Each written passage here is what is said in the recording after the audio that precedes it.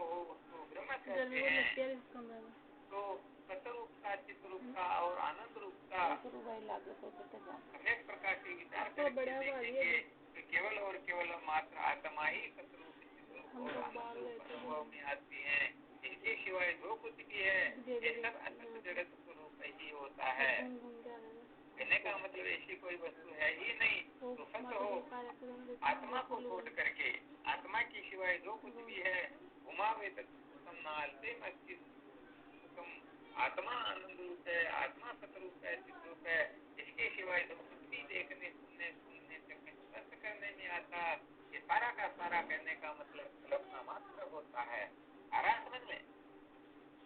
तो ये बात थोड़ी अपने को विशेष रूप से समझनी होती है। विशेष रूप से कभी ही बात कुछ और होती है, वरना तो वास्तविकता ये होती है ये ज्ञान रूपी गर्त में भटकते रहते हैं और अपने सत्य का साक्षात्कार कभी कर पाते ही नहीं। तो यहाँ पर भगवान शंकराचार्य जी महाराज समस्त ग्रंथों का सार बता रहे हैं कि केवल और केवल मात्र ब्रह्म सत्य है और ये जगत जो है मिथ्या है। अपना शरीर इतने समय से विवेक के संबंधित ही चल रहा है। अर्थात से जब विवेक ठीक प्रकार से जागृत हो जाता है तो जिसको हम सत्य समझते हैं उसको जानने की और प्रवृत्त हो जाते हैं और जिस संसार को हम झूठा समझेंगे उस संसार को छोड़ने की इच्छा होगी। क्योंकि ये स्वाभाविक है कि सत्य वस्तु की ओर ही जीव मात्र की प्रवृत्ति होती है और जो वस्तु सत्य नहीं होती है झूठी होती है ऐसे ही प्रतीत होती है। उस वस्तु की ओर प्रवृत्ति नहीं होती बल्कि हम उससे दूर भगने की चेष्टा करते हैं। आराम से तो अच्छी तरह से जब हम समझ जाएंगे कि वास्तव में ये ब्रह्म सत्य है, जगत मिथ्या है, तो फिर केवल और केवल मात्र ब्रह्म को जानने की जिज्ञासा करेंगे और जो संसार होता है उस संसार से हम अनेक प्रकार के छूटने की जिज्ञासा ही करेंगे। ये थोड़ी विशेष बात है। अब बात यह है कि जब तक हम ब्रह्म के स्वरूप को ठीक नहीं जान लेते हैं, जब तक जगत के स्वरूप को ठीक नहीं जान लेते हैं, तब तक उल्टा भी हो जाता है।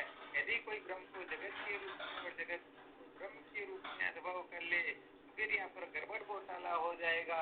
अर्थात वह जगत को प्राप्त करने की और ब्रह्म को छोड़ने की ओर प्रवृत्त हो जाएगा।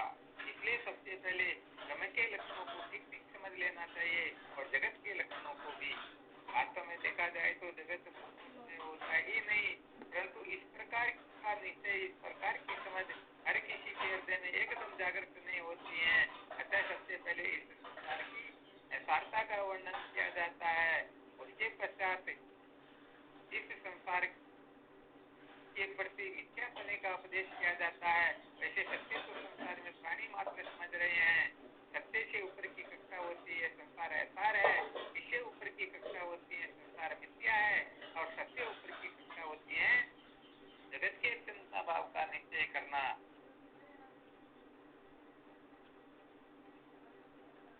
होता है।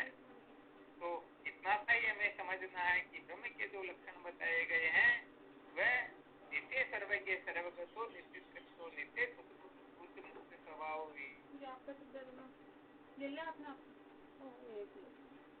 जाए उनको ही ब्रह्म कहते हैं। अथवा ऐसा समझ लेना चाहिए सत्यम ज्ञानम अनंतम ब्रह्म, जो सत्य हो, जो चित्त हो, जो आनंद हो, उसी को परमात्मा कहते हैं।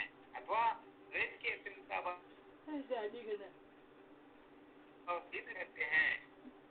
तो यहाँ पर ज्यादा ऊंची कक्षा की बात समझ में ना आए तो कम से कम ये तो समझ ही लेना चाहिए जो सत्य हो, जो चित्त हो, जो आनंद हो। सत का अर्थ होता है त्रिकाल अबाधित तुम सत्य तुम, जिसका तीनों कालों में बाध न हो, जिसकी किसी प्रकार की उत्पत्ति नाश न हो, वह वस्तु ही सचमुच में सत्य होती है।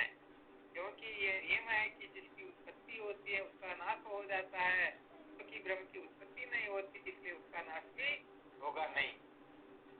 तो सत्य कहते हैं त्रिकाल बाधित तुम, जिसका तीनों कालों में बाध न हो, जिसका मिथ्यात्व निश्चय न हो, उसको कहते हैं सत्य। अब जो सत्य को ठीक प्रकार से समझ जाता है तो फिर ये निश्चय हो जाता है कि सत्य से भिन्न जो कुछ भी है वह असत्य ही है।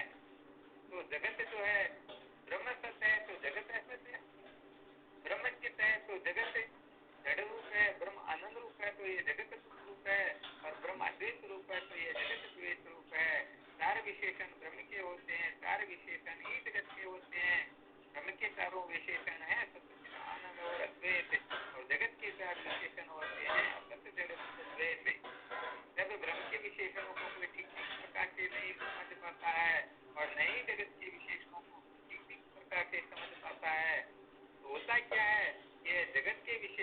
और ब्रह्म के विशेषणों का आपस में एक प्रकार से मिथुनीकरण हो जाता है और इसी को फिर जड़ ग्रंथि कहते हैं। जिस ग्रंथि के लिए कहते हैं जड़ चेतन ही ग्रंथि परी गई जल्दी से कठिनाई इस जिंदड़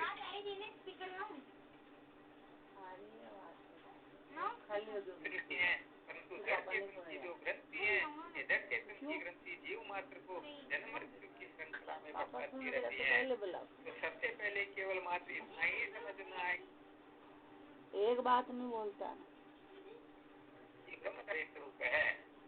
जब हम इस ब्रह्म की खोज की ओर प्रवृत्त होंगे तो यहाँ पर भी थोड़ा एक छोटा सा साधारण सूत्र बता देते हैं कि ब्रह्म के जो 3 विशेषण बताए गए हैं सच्चित और आनंद ने बताए, सत्य चित्त और आनंद।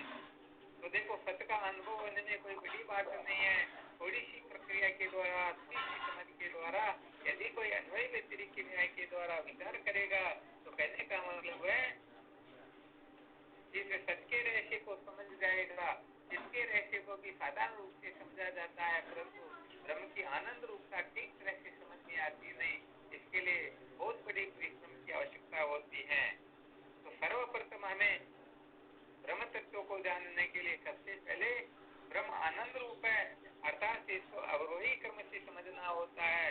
सत्यचित्त को समझने में समय नहीं लगेगा परंतु आनंद रूप को समझने में बहुत ज्यादा समय लग जाता है। तो सबसे पहले ब्रह्म आनंद रूप है इसकी खोज करनी चाहिए, क्योंकि ब्रह्म को आनंद रूप न समझ करके हम हर किसी को आनंद रूप समझ लेते हैं, इसीलिए अनादिकाल से हम उसके पीछे पागल होकर के भटक रहे हैं और भटकते ही रहते हैं। तो सबसे पहले आनंद रूपता की खोज करनी चाहिए। यदि आनंद रूपता का अनुभव हो गया अर्थात मैं आनंद रूप हूँ, मेरे से भिन्न जो कुछ भी है वो सारा का सारा दुख स्वरूप है, यह बात किसी को अच्छी तरह से समझ में आ जाए तो समझ लो उनका जीवन तो इसमें धन्य हो जाता है। तो सत्य को समझने के लिए ज्यादा जल्दबाजी नहीं करनी चाहिए।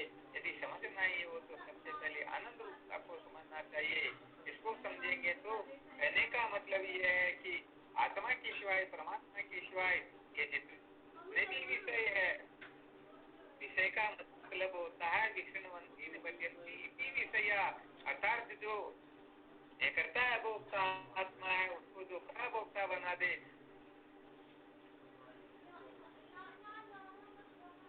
तो इसके लिए भगवान शंकराचार्य जी महाराज लिखते हैं 5 ज्ञानेंद्रियों की जो 5 विषय है इसी में जीवात्मा रमण करता है और इनमें आसक्ति ही बंधन का मुख्य कारण होती है। तो सबसे पहले हमें खोज करना होता है कि ये देह जो है ये आनंद रूप नहीं है, फिर इंद्रिया और इंद्रियों के विषय जो है वो आनंद रूप नहीं है, फिर प्राण आनंद रूप नहीं है, फिर मन बुद्धि आनंद रूप नहीं है। ऐसा करते करते करते जब आत्मा के सिवाय सबका निषेध हो जाएगा फिर उसी समय अनुभव हो जाएगा कि वास्तव में आनंद रूप तो केवल मात्र आत्मा है। आत्मा के सिवाय जितने भी हैं ये सचमुच में आनंद रूप नहीं है। इनमें आनंद रूपता की भ्रांति भले ही होती है परंतु सचमुच में ये आनंद रूप है नहीं।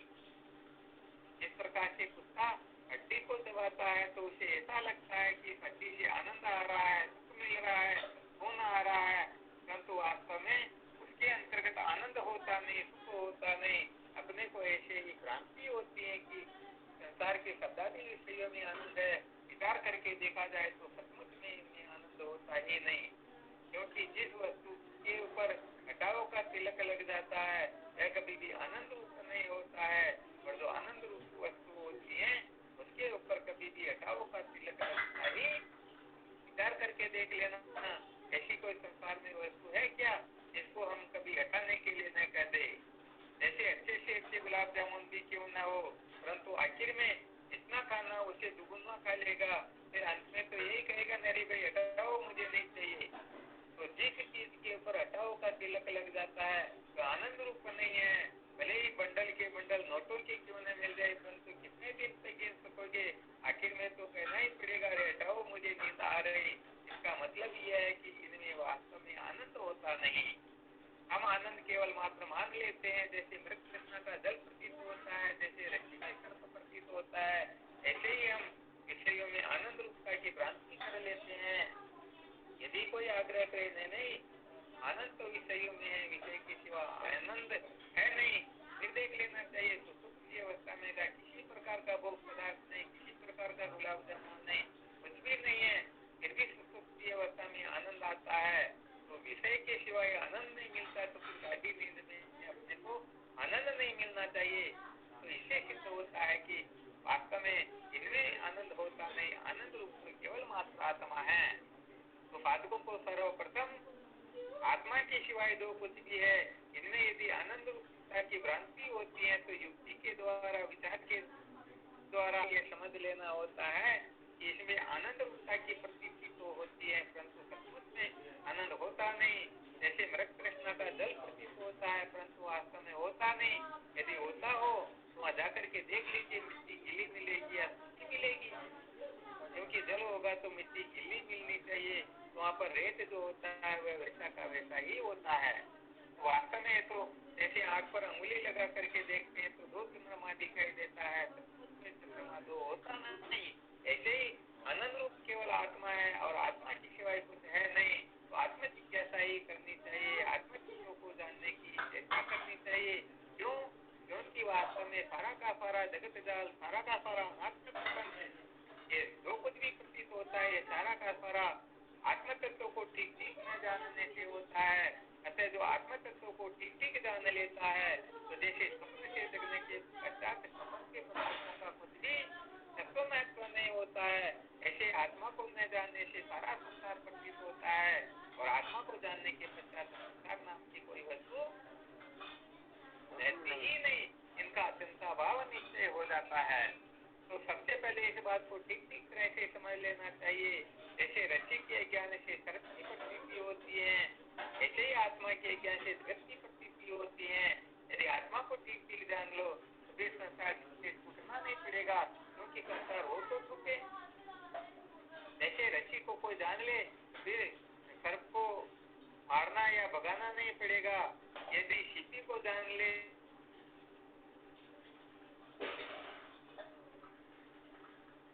ही नहीं तो शिपी को नहीं जानेंगे तो फिर चांदी के लिए भले ही हजारों बातें सुनते रहो, वैराग्य की बातें करते रहो, परंतु वास्तव में चांदी का भीतर में तो महत्व बैठा हुआ वह कभी निकलेगा ही।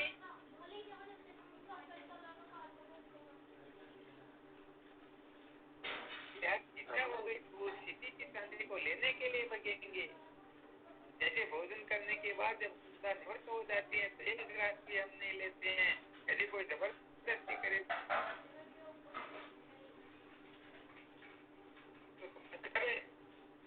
उन्हें भोजन नहीं मिलता तो फिर बात कुछ और होती या नहीं होती। अरे तो जो 10 घंटे पहले ऊपर रखने पर उतारो हो रहा था, मुझे एक गिलास भी नहीं लेना है और इस समय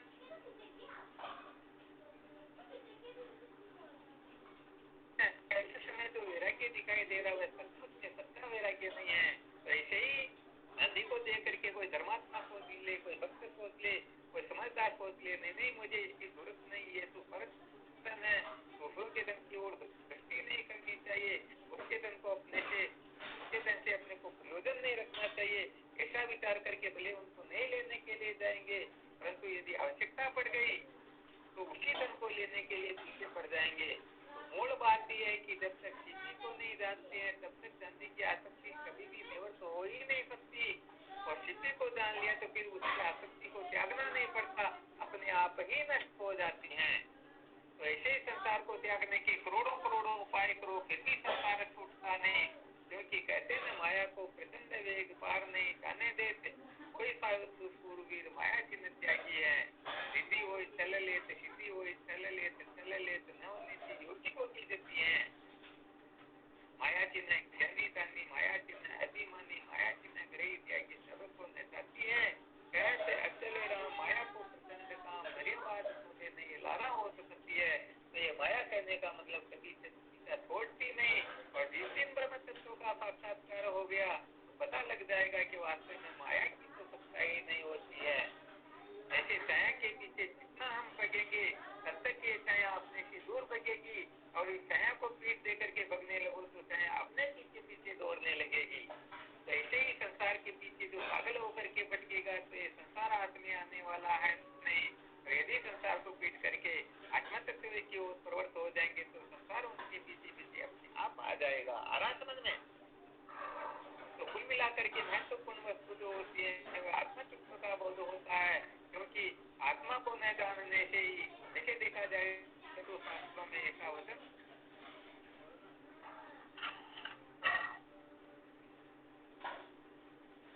होता है, जिसको भी रोना होता है ये केवल मात्र अपनी नासमझी से होता है, ये अपनी मूर्खता बेवकूफी का दोष है। वास्तव में देखा जाए तो इस संसार में दुख देने वाली कोई वस्तु है ही नहीं, क्योंकि सारा का सारा जगत भी परमात्मा स्वरूप है, तो फिर कौन सी वस्तु दुख देगी। परंतु हम किसी भी वस्तु में ये कल्पना कर लेते हैं इस वस्तु से मेरे को सुख मिलना चाहिए। इस प्रकार के जब हम किसी वस्तु में आसक्त हो जाते हैं, महत्व दे देते हैं, उनके पीछे पागल हो जाते हैं, वही वस्तु फिर हम अपने को दुखी करने लग जाते हैं। ये थोड़ी विशेष बात है, ठीक है ना। तो मूल बात यह है कि जब तक स्वप्न से कोई जगता नहीं है तब तक स्वप्न के दुखों का अंत नहीं होता। ऐसे ही जब तक आत्म तत्व का ज्ञान नहीं होता है तब तक भले ही राष्ट्रपति प्रधानमंत्री तो क्या इंद्र तो क्या ब्रह्मा का पद भी क्यों न प्राप्त कर ले, यहाँ तक कि विष्णु का पद, शंकर का पद या ईश्वर का पद भी क्यों न प्राप्त कर ले, सचमुच में वह समस्त बंधनों से मुक्त हो ही नहीं सकता। इसलिए तो कहा गया है राजा हुए से कभी भी दूसरी नहीं होएगा, जगत भी बन जाए तो भी शांति से नहीं सोएगा। वो इंद्र शिव या विष्णु ब्रह्मा पूर्ण सुख नहीं पाएगा, जब पूर्ण तो हो जाएगा तो पूरा सुखी हो जाएगा। इस समय तो पूर्ण हो जाएगा, उसी समय तुम सचमुच में सुखी हो जाओगे, वरना तो कभी भी प्राप्त होने वाला है ही नहीं। तो ये विशेष सूत्र बताया गया है कि केवल और केवल मात्र ब्रह्म सत्य है, ब्रह्म परमार्थ है, और ब्रह्म के सिवाय जो कुछ भी सारा का सारा स्वप्न मात्र है। तो ब्रह्म सत्य है, जगत मिथ्या है और जीव ब्रह्म में कोई अंतर नहीं है। ये तो क्या होता है कि हम उपाधि के सहित देखते हैं तभी रात दिन का अंतर प्रतीत होता है, परंतु जो उपाधि का त्याग करके भाग त्याग लक्षणावर्ती के द्वारा जीव ब्रह्म के एकत्व का निश्चय करेंगे तो पता लग जाएगा वास्तव में जो ब्रह्म है वही जीव है और जो जीव है वही ब्रह्म है। भगवान शंकराचार्य जी महाराज ने जो आधे श्लोक में किया रोड ग्रंथ का सार कहूँ अर्ध श्लोक के माय ब्रह्म सत्य जगत मिथ्या जीव ब्रह्म दो नाय, इस बात को अच्छी तरह से समझ लेना चाहिए और बारम्बार इसी का चिंतन मनन करना चाहिए। ऐसा समझ लेना चाहिए जिस दिन समझ में आ जाए ठीक ठीक तरह से, या भले ठीक ठीक तरह से समझ में न आए फिर भी कल्पना कर ले कि ब्रह्म सत्य है, ये जगत झूठा है और जीव ब्रह्म दो नहीं है, तो समझो भगवान शंकराचार्य जी महाराज की जयंती मनाना सार्थक हो गया। और यदि समझ में नहीं आए तो फिर ठीक है, अपनी अपनी योग्यता के अनुसार फिर भी साधन भजन करते रहना चाहिए, क्योंकि ये बात जिस दिन समझ में आएगी उसी दिन अपना जीवन धन्य होगा। चाहे आज समझो चाहे कल, चाहे कल्प कल्पांतर के बाद में समझो, जिस दिन हम इस रहस्य को समझेंगे उसी दिन अपना जीवन धन्य होगा, वरना तो कर लेना चाहिए। जैसे भूख लग रही हो तो भले ही इस समय भोजन करो, चाहे 12 घंटे बाद में भोजन करो, भोजन करोगे तभी भूख लगेगी, वरना भूख लगने वाली नहीं है। अच्छी तरह से निश्चय कर लो, जिस दिन आत्मज्ञान होगा, जिस दिन ब्रह्म ज्ञान होगा, जिस दिन परमात्मा के बोध सत्य ज्ञान होगा, तो उसी दिन हम समस्त बंधनों से मुक्त होकर के अपने जीवन को धन्य बना लेंगे। अब आप लोगों की मर्जी, भले इस समय समझो 1 करोड़ कल्प के बाद में, तो इस प्रकार का निश्चय करके जागने से लेकर के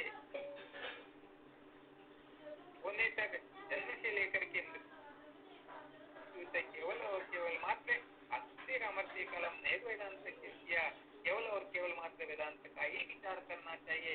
यही जीवन का सार है और समझो यही सब कुछ है। और इसी के लिए श्रुति स्मृति सूत्र अर्थात उपनिषद गीता और ब्रह्म सूत्र जिसको प्रस्थानत्रयी कहते हैं, यही प्रस्थानत्रयी का ब्रह्म तात्पर्य है। तो जब विषय चलेगा तब प्रस्थानत्रयी के बारे में भी थोड़ा विचार करेंगे, ताकि क्या है कि अपनी निष्ठा थोड़ी थोड़ी ठीक तरह से बने कि सत्य है तो केवल मात्र यही है, इसके सिवाय सारा का सारा कचरा होता है। तो श्लोका अर्धेन प्रवक्ष्यामि यदुक्तम ग्रंथ कोटि भी ब्रह्म सत्यम जगन मिथ्या जीवो ब्रह्मेव नापरः, ऐसा निश्चय करो और अपने जीवन को धन्य बनाओ। इसके सिवाय अन्य पंथा स्थिति आईना और कोई रास्ता होता ही नहीं, ये सिद्धांत है। तो चलो ठीक, समय हो गया। अब कुछ समय शेष है, तो इसमें कुछ साधक भी 2-5 मिनट अपने कोई विचार प्रकट करना चाहे तो अपने विचारों को प्रकट कर सकते हैं। तो जो साधक चाहे कि हम कुछ विवेचन करें तो विवेचन कर सकते हैं।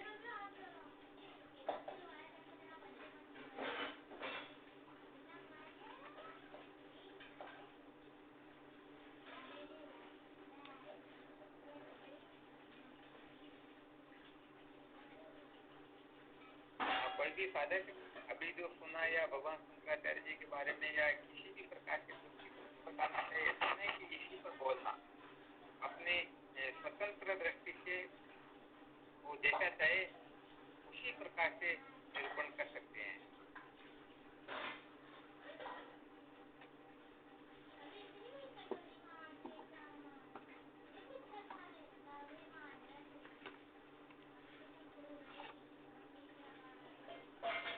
प्रणाम।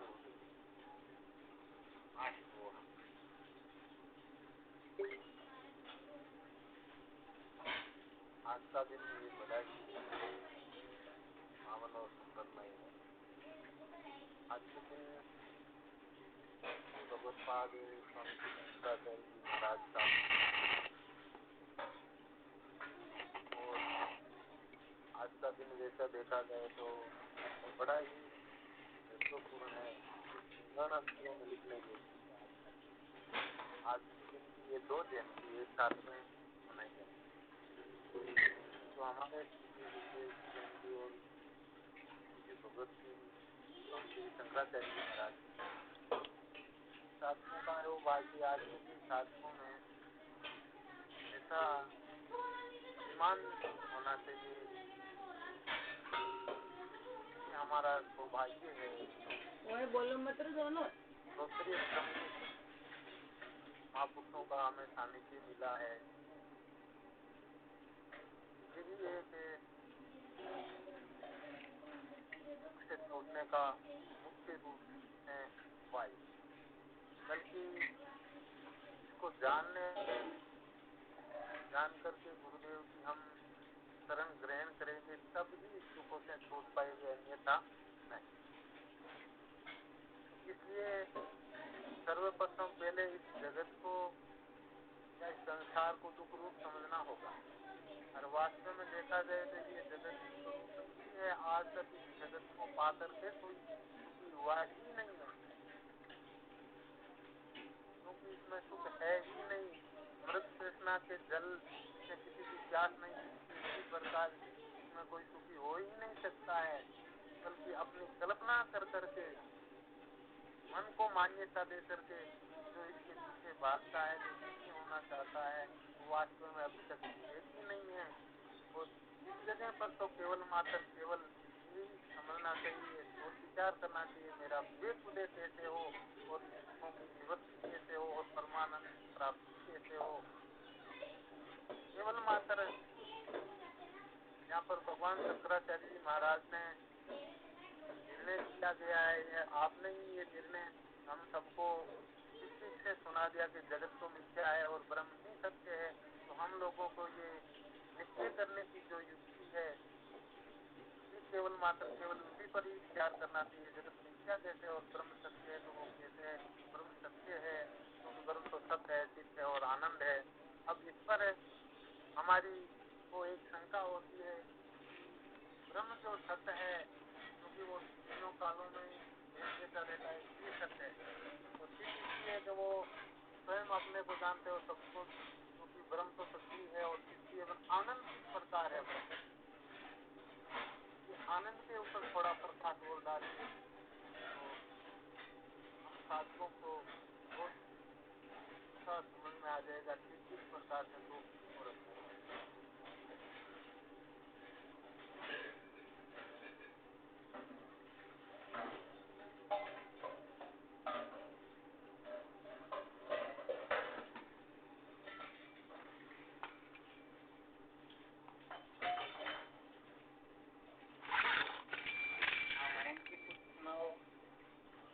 और महाराज जी और भी दूसरे साधक हैं, उसकी सुनाना चाहे तो।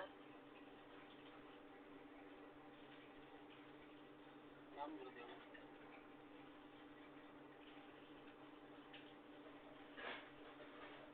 आज का दिन बड़ा पावन दिन है।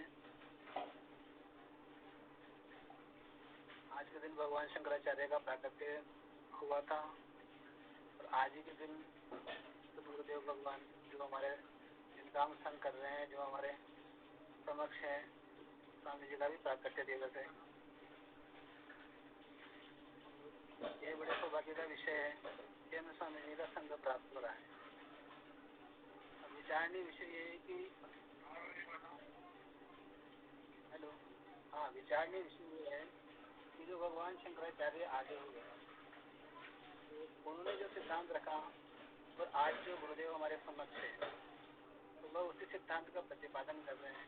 तो भगवान शंकराचार्य का वास्तविक स्वरूप उनका सिद्धांत था और गुरुदेव का भी वास्तविक स्वरूप वह सिद्धांत ही है। तो भगवान शंकराचार्य हैं वही गुरुदेव हैं और जो गुरुदेव हैं वही भगवान शंकराचार्य हैं। आज का दिन गुरुदेव को समर्पित है, ये समय गुरुदेव को समर्पित है, भगवान शंकराचार्य जी को समर्पित है। सिद्धांत में भेद न होने के कारण दोनों एक ही स्वरूप हैं। अब भगवान शंकराचार्य का जब प्राकट्य हुआ, भगवान शंकराचार्य अद्वैत सिद्धांत के तो आचार्य थे ही, बाकी वो एक युग प्रवर्तक भी थे। उस समय जो वैदिक सनातन धर्म में वो रसातल में जा रहा था, उस समय बौद्धों का मत था, बौद्ध और जैनों का ही बोलबाला था। भगवान शंकराचार्य ने उस समय डूबते हुए वैदिक सनातन धर्म को प्रकट होकर उबारा। जैसी भगवान शंकराचार्य जी की समस्त जीव मात्र पे कृपा हुई। अगर भगवान शंकराचार्य का प्राकट्य नहीं होता, वास्तव में वैदिक सनातन जो धर्म है वह निश्चित रूप से रसातल में चला जाता। अब भगवान शंकराचार्य ने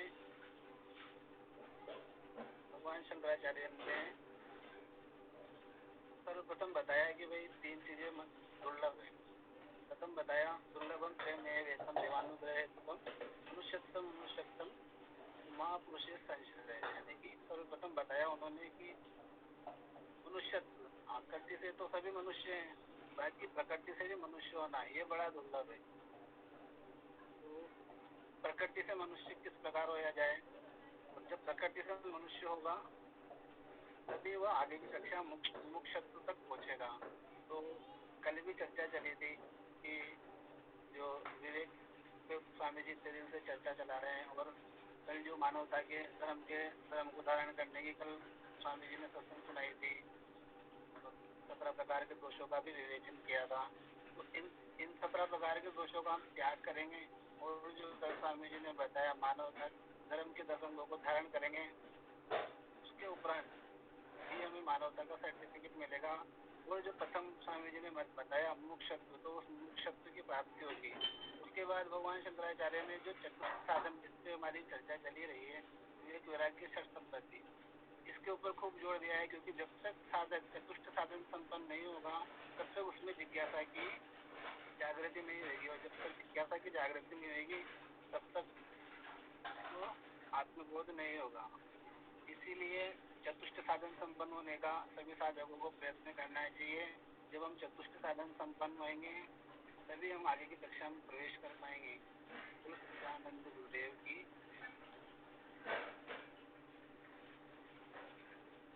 और भी कोई साधक है मोहनलाल जी? और बाकी जितने भी साधक 2-2 मिनट के लिए अपना अनुभव कर सकते, कोई दिक्कत की बात नहीं। पूरी रात खड़ी हुई है, ये नहीं देखना भाई मेरा नाम नहीं ले रहे तो मैं क्यों बोलूं।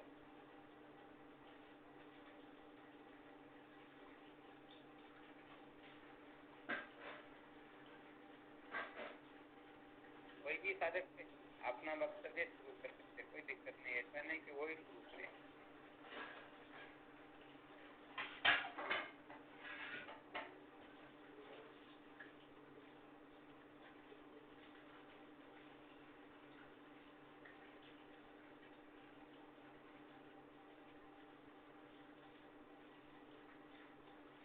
बनवारी जी,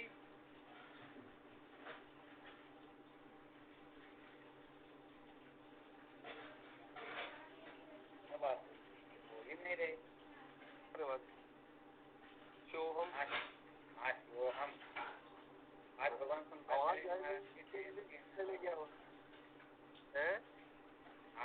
अपना अनुभव प्रकट करो, कुछ जो भी सुना उसमें से या आज दिन तक जो भी सुना उनमें से, ताकि बाद में तो आचार्य जी महाराज राहु ऐसे की बात नहीं है।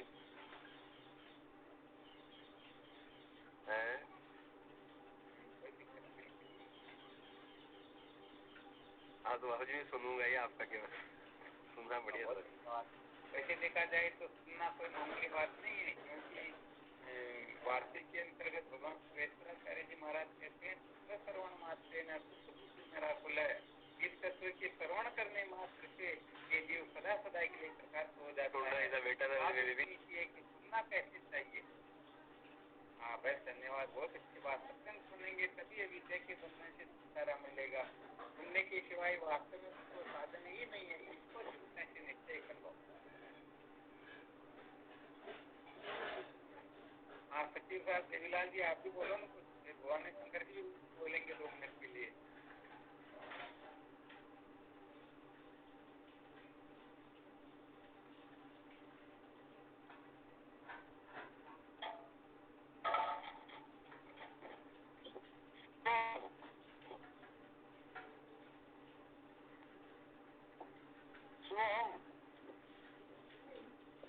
हाँ शिवोहम।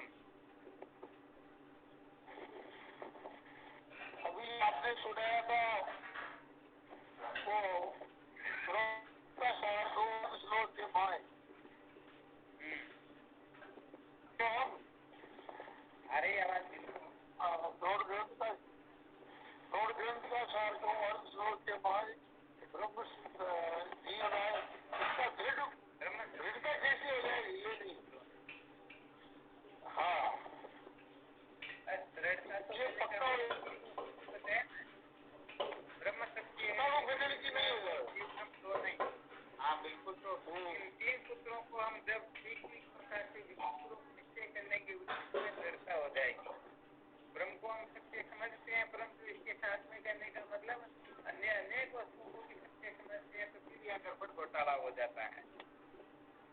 जगत को दूसरा समझते हैं, परंतु जगत के फूटने के जैसे अष्टावक्र गीता में बताया ना, आश्चर्य मोक्ष काम से मुक्ता देगी किसी का। बढ़िया आश्चर्य की बात है, संसार में लोग मोक्ष चाहते हैं, अर्थात मोक्ष नाम होता छुटकारे का, छुटकारा चाहते हैं और छुटकारे के नाम से ही डरते हैं। उनको कहते 2-3 दिन के लिए घर छोड़ना तो वो डर जाएंगे, अरे पता नहीं क्या होगा, क्या हो जाएगा। आ गया समझ में? बड़े आश्चर्य की बात होती है कि लोग मोक्ष चाहते हैं, परंतु मोक्ष के नाम से ही डरते हैं। तो कहने का जगत को झूठा तो जानते हैं, परंतु छोड़ना नहीं चाहते हैं, और ब्रह्म को सत्य तो जानते हैं, परंतु वास्तव में जानना नहीं चाहते। तो ये कुछ गड़बड़ घोटाले जो होते हैं ना, ये गड़बड़ घोटाले जब जीवन से ठीक प्रकार से पलायन कर जाएंगे, उसी समय सफलता हो जाएगी। नहीं तो जगत को मित्र लिया सिर्फ छोटे जैसे हैं? भाई इसको आप छोड़ने का मतलब होता है केवल मात्र मिथ्या को मिथ्या जानना। जैसे रस्सी में प्रतिमा में जो फर्क है ना, उस केवल समझ लो कि ये मिथ्या है, फिर छोड़ने की जरूरत नहीं पड़ती, फिर तो समझो छूट गया। अब यदि मिथ्या जान लिया वो साथ में नहीं एक डंडा तो रखो भाई, पता नहीं ये कभी उछल करके गले में लिपट जाए तो वो उससे समझे क्या तो ऐसा कर लेते हैं कि ये सर्प तो नहीं, सर्प का छोटा मोटा तंत्र मंत्र या ऐसा कुछ सीख ले, ताकि ये मंत्र अपना बिगाड़ेगा। थोड़ी सर्प की दवा अपने पास रखे। तो कहने का मतलब निश्चय समझा नहीं, निश्चय घटना मिलेगी, परंतु अभी तक निश्चय नहीं हुआ। ठीक हुआ। हाँ ये थोड़ी विशेष बात है। तो कहने का मतलब ऐसा समझो, अधिष्ठान ज्ञान से जब मिथ्यात्व निश्चय होता है तो वह मिथ्यात्व यथार्थ हुआ करता है, और बिना अधिष्ठान ज्ञान के जो कल्पना कर लेते, जैसे किसी करके बता देते हैं, चलो इसी विषय को समझो, किसी ने रस्सी में सर्प को देखा, सर्प का अनुभव किया कि ये सर्प है। अच्छा, सर्प का अनुभव करके फिर थोड़ी देर तक देखता है, 5 मिनट 10 मिनट तक, जब वो सर्प अपना माइक बंद कर लो, माइक से बहुत ज्यादा आवाज आ रही है। जब बोलना हो उसी समय माइक को चालू कर दो। मेरी आ रही क्या माइक की आवाज? हाँ माइक बहुत ज्यादा आ रही, जब बोलना हो तब चालू करो, फिर हाथों हाथ बंद कर दो। अच्छा वहां ने सुंदर क्या समय हो गया, बस अब नहीं आ रही। तो कहने का मतलब ये थोड़ी देर 15 मिनट सर्प दिखाई तो दे रहा, परंतु वह इस बात को जानता है कि सर्प निकाले इतनी देर में 4 घरों में घूम लेता है और 15 मिनट से ये इधर उधर नहीं हुआ, इसका मतलब ये सर्प नहीं है। तो देखो रस्सी को नहीं जानना, फिर भी सर्प की भ्रांति मिट गई, परंतु एक भ्रांति मिटी है वो दूसरी भ्रांति हो जाएगी। फिर सोचने लगेगा तो ये सर्प नहीं परंतु माला तो है ही है। अब वह माला को समझ करके फिर सूंघने की चेष्टा करेगा, जब माला की सुगंध नहीं आएगी तो फिर सोचेगा भाई ये माला भी नहीं, देखो माला की भ्रांति से भी टूट गया, परंतु सोचेगा ये कोई जल धारा है। अब पता नहीं कितनी देर वहां खड़ा रहेगा और फिर वो ऐसा का वैसा दिखेगा तो समझेगा भाई जल होता तो वो तो कभी न कभी कहने का मतलब अंदर चला जाता, ये वास्तव में जल नहीं है। फिर वह कहने का मतलब पृथ्वी की दरार की कल्पना करेगा, रेत की लकीर की कल्पना करेगा, पता नहीं कोई न कोई भ्रम तो उसको लगता ही रहेगा। और विचार करके देखो यदि रस्सी को जान लिया तो जितने भी भ्रम है वो उसी समय निवृत्त हो गए या नहीं हुए। तो ये विशेष बात है कि अधिष्ठान ज्ञान से जो अविद्या की निवृत्ति होती है वह यथार्थ होती है, और बिना अधिष्ठान ज्ञान के कोई अकल होशियारी से किसी वस्तु को झूठी समझ ले तो वह थोड़ी देर के लिए ही झूठी होगी, फिर उनके लिए वह सत्य हो जाया करेगी। तो ये संसार मिथ्या है। आत्म तत्व को जान करके जो संसार के मिथ्यात्व का निश्चय करता है तो सचमुच में ये संसार का मिथ्यात्व दृढ़ हो जाता है, परंतु आत्म तत्व को बिना जाने ही कहीं से सुन करके पढ़ करके रट करके देख ले, सभी लोग कहते संसार झूठा, कहने लग जाता है भाई संसार झूठा, फिर इससे काम चलने वाला होता नहीं है। वो थोड़ी देर के लिए जब संसार की आवश्यकता नहीं होगी तब तक तो संसार झूठा, और जब संसार की आवश्यकता हो जाएगी तो उसी समय संसार की ओर प्रवृत्त हो जाएगा। आ गया समझ में? ये थोड़ी विशेष बात, ठीक है ना? अब और कोई शंका हो तो इसी हाँ भगवान ने शंकर दिया, बोलो बोले माइक खोल करके बोलो, फिर वापस बंद कर देना।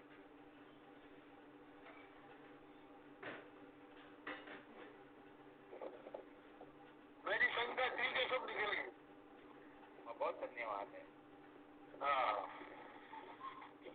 बहुत उत्तम बात है।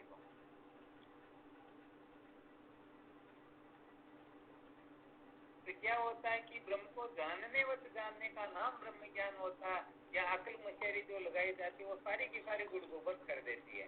इसीलिए हमें सम्यक प्रकार से मल विक्षेप दोषों से मुक्त होकर के चतुर्थ साधन संपन्न होकर के फिर ब्रह्मवेता गुरुदेव के सानिध्य में बैठ करके फिर जगत के मिथ्यात्व का और ब्रह्म के सत्यत्व का और जीव ब्रह्म के एकत्व का हमें निश्चय करना चाहिए। वह निश्चय करने का मतलब खरा होगा। जैसे शादी कानून से की जाती है तो तलाक भी कानून कायदे से देना होता है। कोई अकल होशियारी लगा करके नहीं मैं तलाक देता हूँ, मैं तुम्हारे को छोड़ता हूँ, तो फिर सचमुच में उनको जेल में भर्ती रहना होता है। आ गया समझ में? तो यहाँ पर कहने का मतलब कानून कायदे से जो ब्रह्म विद्या प्राप्त करते हैं तो उन्हीं के हृदय में ये होती है, और कानून कायदे से न प्राप्त करके अपनी अकल होशियारी से करते हैं तो यही ब्रह्म विद्या उसको अभिमानी बना देती है। जैसे चारवाक और इंद्र दोनों गए तो चारवाक तो कहने का मतलब पागल हो गया, देखो आत्मा समझ करके ऐसा ही प्रचार करने लग गया, परंतु इंद्र विवेकी था तो उसने विचार करके देख लिया कि फिर आत्मा कैसे हो सकता है। ऐसे ही जो विवेकी होते हैं वास्तव में वो ठीक समझ पाते हैं, और दूसरे जो है वो अपनी कल्पना करके नहीं कर सकते, इसमें कोई बड़ी बात नहीं है। चलो ठीक, समय ज्यादा हो जाएगा। और भी साधक जो है 2-5 मिनट के लिए कोई अपना वक्तव्य प्रस्तुत करना चाहिए, भगवान शुक्राचार्य जी महाराज के चरण कमलों में अपना कुछ कहने का अपने कुछ शब्द समर्पित करना चाहे तो कर सकते हैं।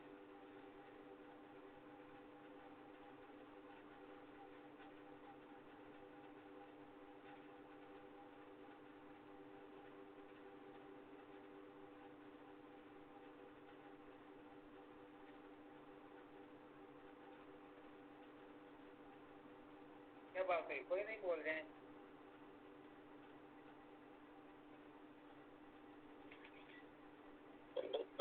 मोहनलाल जी नहीं बोल रहे? हाँ जी, वो हम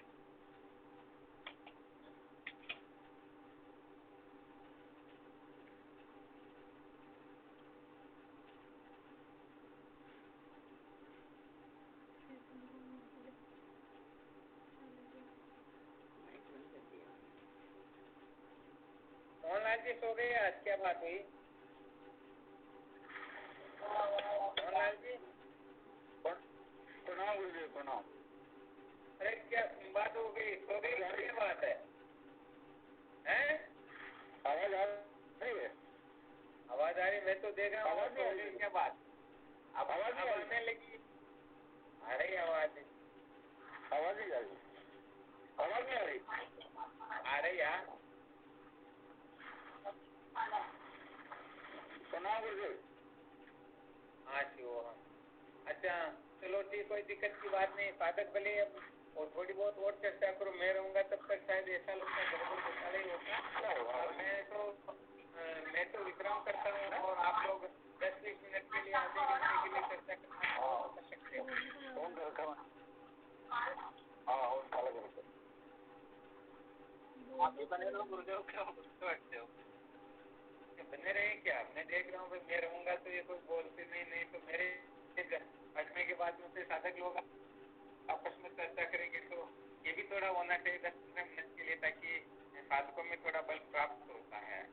वो तो ठीक है, थोड़ी चर्चा होगी तभी तो साधक एक दूसरे को जान पाएंगे।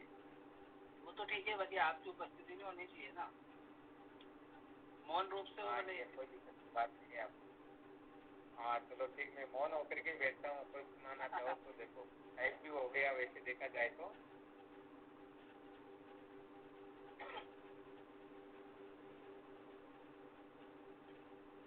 अच्छा प्रयास स्वामी जी, देखा जाता है कि जैसे महापुरुषों की जो महापुरुषों का जन्मोत्सव आता है, प्राकट्य उत्सव आता है, जैसे भगवान कृष्ण का आता है, भगवान श्री राम का आता है, और भी अनेक महापुरुषों का आता है। इसी प्रकार से आज भगवान शंकराचार्य का है, तो उसको बड़ी धूमधाम से मनाया जाता है। और उसके प्रति उन महापुरुषों जो आज है नहीं, उन महापुरुषों के प्रति भी बहुत आदर सम्मान होता है। हाँ बिल्कुल सत्य वचन है। और उन महापुरुषों की जयंती को भी बड़ी धूमधाम से मनाया जाता है। बाकी जो जिनका हमें संग प्राप्त है, जिन महापुरुषों का हमें संग प्राप्त है, जैसे कि आज भगवान शंकराचार्य जी का महोत्सव है और आपका भी जन्मोत्सव है, ठीक है। बाकी आज भगवान जो शंकराचार्य है वो हमारे बीच नहीं है, बाकी आपका हमें संग प्राप्त है, हमारे बीच में है ना। तो साधक जो है, जो चले गए, जो महापुरुष आज है नहीं, सशरीर, उनके प्रति तो अत्यंत सम्मान की दृष्टि रखता है। बाकी जो महापुरुष हमारे बीच में है, उन महापुरुषों के प्रति वह सम्मान बुद्धि नहीं रख पाता है। बिल्कुल बात यही कारण है कि उनको ठीक बोध होता ही नहीं। यही प्राय देखने में आता है। अब इस विषय में दृष्टांत लेते हैं। एक बार भगवान श्री कृष्ण का जन्म होता है, भगवान श्री कृष्ण का जन्मोत्सव मनाया जाता है, तो उस समय उनका नामकरण संस्कार किया जाता है। तो उनके जो कुलगुरु थे गर्गाचार्य जी महाराज, तो गर्गाचार्य जी महाराज भी उनकी जन्म पत्री बनाते हैं भगवान श्री कृष्ण की, और उधर ब्रह्मलोक में भगवान ब्रह्मदेव भी उनकी जन्म पत्री बनाते हैं। तो जब उनका नामकरण संस्कार होता है तो गर्गाचार्य जी भी अपनी बनाई हुई जन्म पत्री भेंट करते हैं, प्रस्तुत करते हैं। उधर से भगवान ब्रह्मदेव भी नारद जी के द्वारा उस जन्म पत्री को भेजते हैं वसुदेव जी के यहाँ पे नंद बाबा के यहाँ। तो जन्म पत्री को खोला जाता है, तो जो ब्रह्मा जी ने जन्म पत्री बनाई, और इधर जो गर्गाचार्य जी ने बनाई, तो उसमें एक शब्द का भी हेर फेर नहीं था। क्या बात है, सारे तो इसी प्रकार से स्वामी जी जो विद्या है, जो सिद्धांत है, वो तो जो का त्यों है। तो आज भगवान शंकराचार्य जयंती है और आपका भी जन्म महोत्सव है, तो ये आज का दिन हमें ये शिक्षा देता है कि जो महापुरुष है वो चले गए। अब जो चले गए वो जो सिद्धांत रख गए, तो उन्होंने भी वो सिद्धांत बनाया नहीं है, वो सिद्धांत तो वैदिक परंपरा से चला आया है, वही गुरु परंपरा से हमें प्राप्त हो रहा है। आज जो महापुरुष चले गए हैं, तो उनका जय जयकार करने से हमारा कल्याण नहीं होगा। हमारा कल्याण तो जो हमें अभी महापुरुष प्राप्त है, उनकी जय जयकार करने से और उनकी वचनों की पालना करने से और उनके प्रति आदर सम्मान रखने से ही यथार्थ में हमारा कल्याण होगा, ना कि रामकृष्ण आदि जो महापुरुष चले गए हैं, जो आज हमारे बीच में नहीं है, तो उनकी जय जयकार ना करने से हमारा वास्तविक कल्याण नहीं होगा। हमारा वास्तविक कल्याण तो उन्होंने जिस वैदिक परंपरा से चले हुए सिद्धांत को धारण करके लीलाएं की, उन्होंने अपना जीवन दिया, तो उसी सिद्धांत को धारण करके जो महापुरुष आज स्थित है, तो उन महापुरुषों का संग करने से ही उन उनका सम्मान करने से हमारा कल्याण होगा। बाकी खेत का विषय ये है कि ऐसा देखने में नहीं आता है। जो महापुरुष हमें प्राप्त थे उन महापुरुषों के प्रति श्रद्धा विश्वास नहीं होता है, इसी कारण से साधकों का विकास भी नहीं होता है, बात समझने में नहीं आती। सत्य बात है। बहुत अच्छा बोले आप। होता क्या है कि साधक लोगों के हृदय में ऐसी घपलें बैठी रहती है कि मैं गुरु बनाऊं तो कोई साधारण हो उसको मैं गुरु नहीं बनाऊंगा, मैं तो रामकृष्ण को गुरु बनाऊंगा, या मैं तो जड़ भरत सुखदेव मुनि को गुरु बनाऊंगा, मैं तो दत्तात्रेय भगवान को गुरु बनाऊंगा। तो होता क्या है कि ऐसे साधक जो होते हैं बहुत बड़े नाशमद होते हैं। ऐसे साधक सचमुच में ब्रह्म विद्या के सच्चे अधिकारी नहीं होते हैं। सच्चे अधिकारी तो वो होते हैं जो वर्तमान में जो महापुरुष ब्रह्म विद्या में सक्षम है, उनको ही साक्षात भगवान नारायण समझे, उनको ही भगवान शुक्राचार्य जी का स्वरूप समझे, उनको ही रामकृष्ण, उनको ही सुखदेव जड़ भरत दत्तात्रेय समझे, तब जाकर के उनके हृदय में ये ब्रह्म विद्या ये थोड़ी विशेष बात है। परंतु होता क्या है कि साधक लोग जो है जी चुराते हैं, इसीलिए तो मूर्ति पूजा का विधान किया गया, वरना मूर्ति पूजा शास्त्रों में कहीं पर है ही नहीं।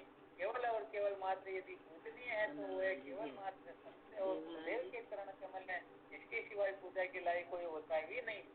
परंतु करे तो क्या करे, वर्तमान में संत महापुरुषों की पूजा को संसार के लोग समझते ही नहीं, इसलिए फिर मूर्ति पूजा का विधान कर दिया।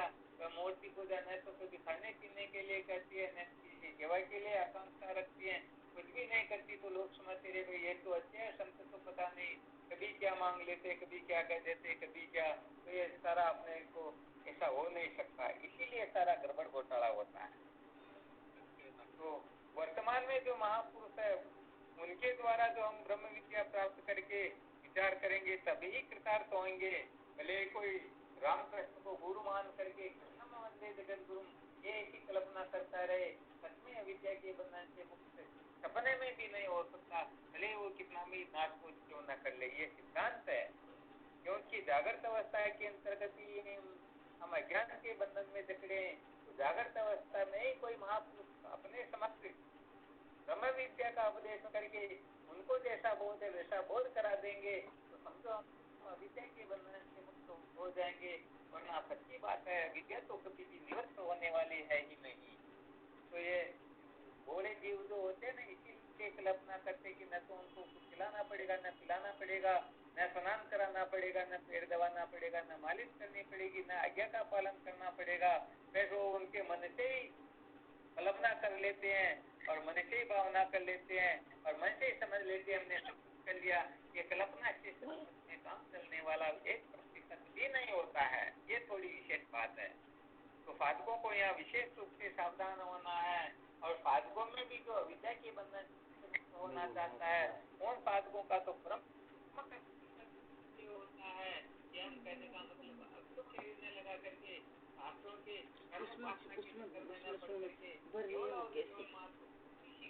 अर्थात सूफी का जो शिरोमणि सिद्धांत है, जिस सिद्धांत को जान करके हम सचमुच में सदा के लिए प्रसाद होते हैं, उस बात को ठीक गुरुओं के सानिध्य में बैठकर तो जीवन धन्य होगा। परंतु होता ही है कि संसार के अंतर्गत कहने का मतलब जिनको गुरु की आवश्यकता नहीं है वो कह दे अरे गुरु की कोई जरूरत नहीं है, और वेदांत का जिज्ञासु कोई ऐसा समझ लेता समझो उसका गुरु के ऊपर हो गया। अरे भाई उनको तो ज्ञान प्राप्ति ही नहीं करना, तो सच्ची बात उनको गुरु किसमें चाहिए? जो भोजन करके बैठा हुआ है उसको अच्छे अच्छे पकवानों की भी जरूरत नहीं होती है, परंतु जो भूखा होता है उसको तो भले ही साधे दिन की रोटी मिले परंतु कुछ न कुछ चाहिए।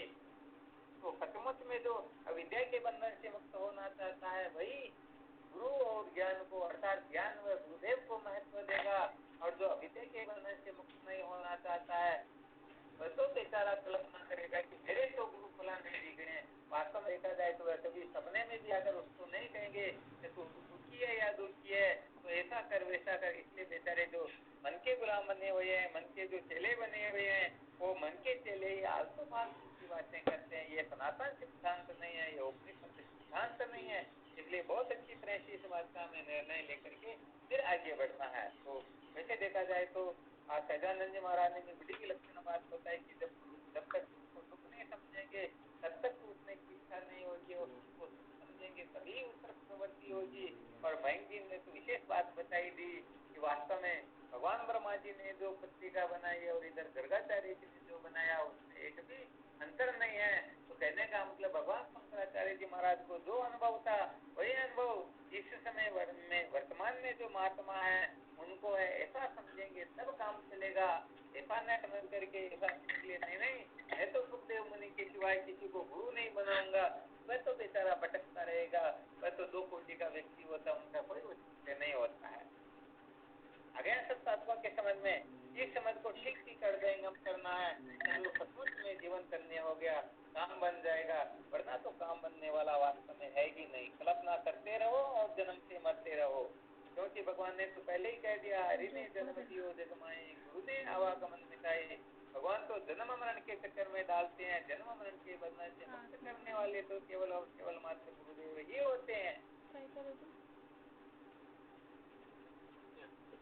ये विशेष बात है। तेजो भाई ने इसीलिए तो कह दिया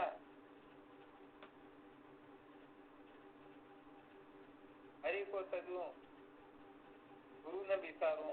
कहने का मतलब भले भगवान को छोड़ना हो तो छोड़ दो, परंतु गुरुदेव तो मेरी साक्षात आत्मा है।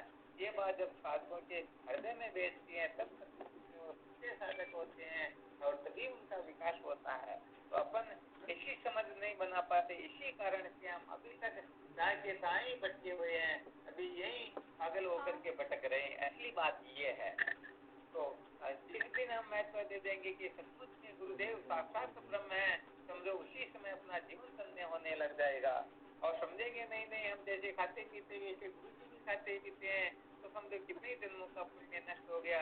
ऐसे कल्पना से कभी काम चलने वाला यही नहीं। इस बात का अच्छी तरह से ध्यान रखना चाहिए। बहुत धन्यवाद है। अब और कोई ऐसा विशेष सूत्र बताना चाहता हो तो 1-2 मिनट के लिए 1-2 मिनट के लिए जो भी बोलना चाहिए बोल सकते हैं। हरिओम स्वामी जी। हाँ शिव हम स्वामी जी आपको जन्म दिवस की हार्दिक शुभकामनाएं। स्वामी जी एक सूत्र रखना चाहती हूँ कि जो उपलब्धि होती है वो हमेशा ज्ञानात्मक होती है। जिस तरह किसी छोटे बच्चे के सामने कितनी भी धन दौलत रख दी जाए, जब तक वो उसका महत्व नहीं जानता, उसका ज्ञान नहीं जानता, तो वो उसे स्पर्श भी नहीं करता। और उसी धन को किसी समझदार व्यक्ति के सामने रख दी जाए तो वो उसका तुरंत ग्रहण कर लेता है, क्योंकि उसे पता होता है कि इस धन का मेरे जीवन में क्या उपयोग है। इसी तरह जो आत्म तत्व है, जो गुरु तत्व है, वो ज्ञानात्मक है। जिसको इस तत्व का ज्ञान होता है उसी व्यक्ति को गुरु तत्व की और आत्म तत्व की उपलब्धि होती है। हरिओम स्वामी जी। धन्यवाद, बहुत अच्छी बात है। बहुत ऊंचा सूत्र है। कहने का मतलब ज्ञानात्मक ही ये हुआ करता है। यदि बोध ही नहीं है, वास्तव में हम आनंद रूपी तो है, परंतु बोध नहीं है, इसी कारण से रो रहे हैं, क्योंकि अभी हम बच्चे हैं। तो बच्चे का मतलब क्या होता है? संसार के खिलौनों से जो खेलने में लगे हुए हैं वो सभी बच्चे होते हैं। इसलिए संसार को मिथ्या समझ करके, ब्रह्म को सत्य समझ करके फिर जो आत्मचिंतन करता है वही वास्तव में उस तत्व का साक्षात्कार करके अपने जीवन को धन्य बना लेता है। ये सिद्धांत है। अब देख लो विचार करके। कहने का मतलब जो ग्रस्त में रह रहे हैं, जो साध्वी हैं, वो भी ऐसे विलक्षण सूत्र बता देते, तो फिर जो नहीं बोल रहे उनको तो विचार करना ही चाहिए। हम कितने वर्षों से संतों का संग कर रहे हैं और फिर भी अभी गड़बड़ घोटाला चल रहा है।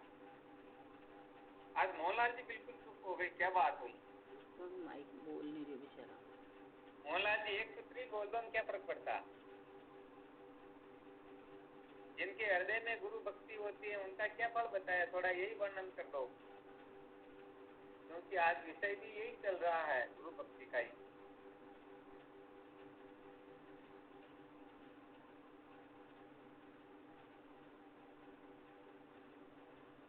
हरिओम। हाँ प्रणाम गुरुदेव। हाँ शिव, आवाज आ रही? बिल्कुल आ रही है। इस प्रकार बताते हैं कि महापुरुष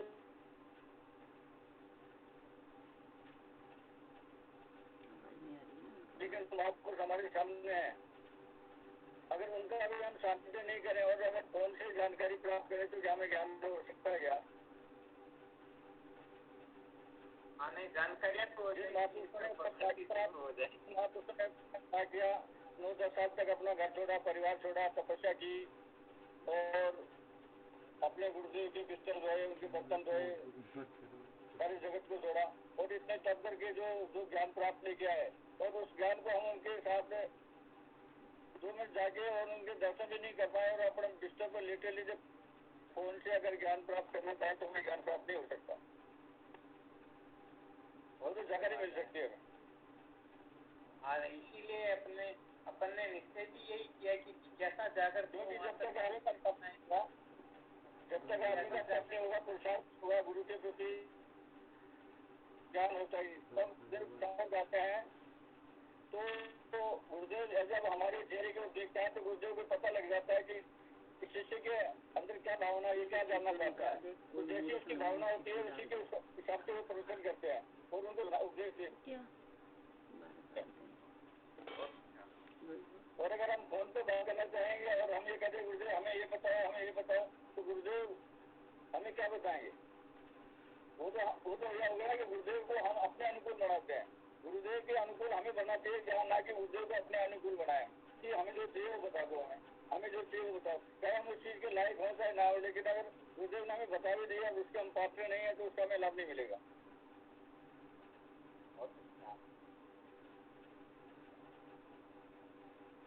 ये गुरुदेव का सानिध्य है वो तो बहुत जरूरी है। अब हम साल में अगर एक दिन जो गुरु पूर्णिमा होती है उस दिन भी अगर हम गुरुदेव के पास नहीं जा सकते,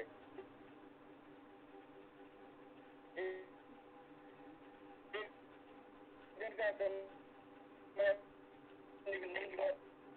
के पास बहुत बड़ी बड़ी कचहरी है तो उससे काम करने वाला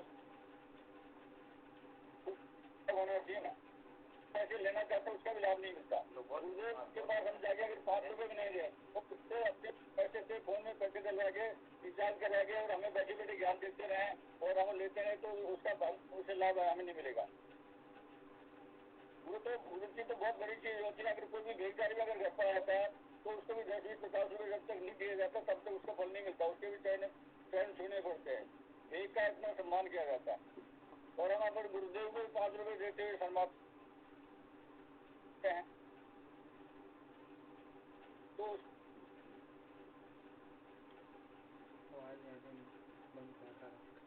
प्रणाम गुरुदेव।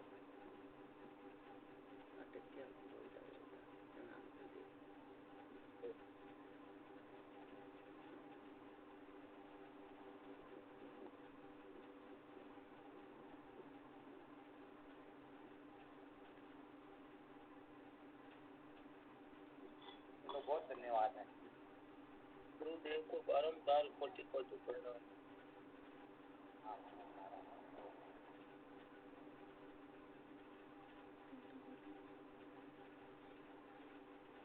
चलो ठीक बोलबा मुकुंदी बापला बोलबा के लिए तो खड़ा हो गया। अरे मांझन का ही हो रहा सर कुछ 11 बजने का समय हो गया। चल जा रहे हैं फिर सुनने का पसंद है वो है ना। शिवहम गुरुदेव के कोमल श्री चरणों में प्रणाम। चरण स्पर्श दो गुरुदेव प्रणाम। धन्यवाद।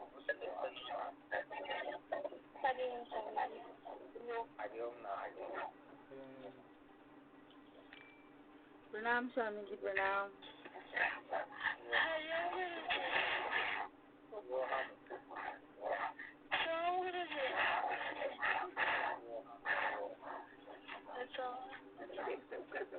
तो हम गुरुदेव